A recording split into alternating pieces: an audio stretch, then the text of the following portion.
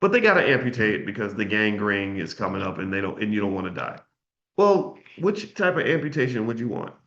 Would you want the messy amputation where they pull out an old rusty saw and just trying to and give you all kinds of infections and bacteria in your leg when as they're cutting it off? Or would you prefer something clean, like something nice and surgical? We're going to give you anesthesia, and the laser is going to make a clean break that's like microscopically protected, and the no bacteria will survive because it's perfectly, like we're going to make sure that it's nice and the wound is nice and clean and protected. Which would you rather have? You'd rather have the clean amputation, I assume. Right. Tracy says neither. Absolutely. But neither is not an option. Neither is not an option. Sometimes things happen. Sometimes we lose stuff, right? And I can tell you that the only thing worse than a divorce is a messy divorce. A messy divorce is a whole different level of hell. It's like you're already kind of in hell. Maybe you're in purgatory because you could get back to heaven and you might meet somebody great. If you're constantly working on self-improvement, let me promise you this.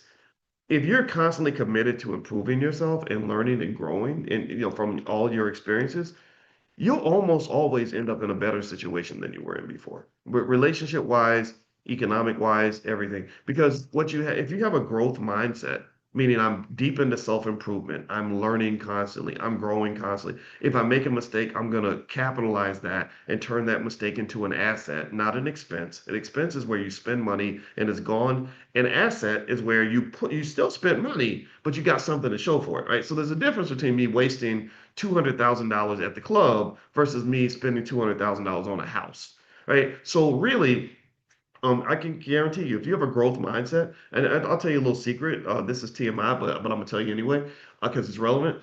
I had a girlfriend. I had a woman that I liked. That she was very pretty and very smart, and I liked her. And I'm a relationshipy kind of guy. I wasn't, when I became more famous, I actually, believe it or not, it was very strange. I didn't know that professors could have groupies if they wanted them. Like I had there were they call them sapiosexuals. These are women and men that are really really attracted to smart people. And I'm not a lot of things, but one thing I can say I am is I think I'm smart enough, right? I can, I mean, you're a professor, you're not supposed to be stupid. So I would meet these women that would just be really interested in me, right? My jokes were really funny, and I became like the most interesting man in the world. And then when I became like a little, they see me on TV, that was just they would just pass out. And but anyway, but the good thing was it wasn't hard to meet people. Like I just go to do events and some pretty girl would come up and just give me like this look and I'd be like, oh, oh, right. Well, there was this lady I met and she was really nice and she was very pretty and very smart, just my type.